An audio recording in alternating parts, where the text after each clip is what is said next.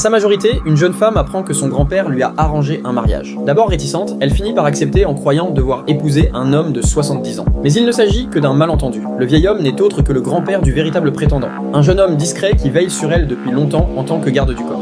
Très vite, il lui annonce qu'ils vivront désormais sous le même toit et étudieront ensemble. Leur quotidien s'installe sans trop de problèmes jusqu'au jour où, lors d'une sortie, elle est enlevée par des voyous et entraînée dans une ruelle sombre. Alors qu'elle est sur le point d'être agressée, le jeune homme surgit et neutralise ses ennemis avec une efficacité incroyable. Elle découvre alors une facette froide et impitoyable de sa personnalité. Elle qui le croyait simplement réservé comprend qu'en tant que membre d'un clan Yakuza, la violence fait partie de son monde. Le choc est encore plus grand lorsqu'il lui affirme que leur union n'est qu'une formalité et qu'elle est libre de partir si elle le souhaite. À l'école, les moqueries fusent. Être liée au garçon le plus populaire attise jalousie et rumeurs. Accablée, elle s'effondre en larmes avant de décider de ne plus se laisser faire. Pour protéger son honneur, il verse une somme colossale de 50 millions de yens aux garçons impliqués, puis fait taire les jeunes filles responsables des humiliations par une intimidation aussi méthodique qu'effrayante.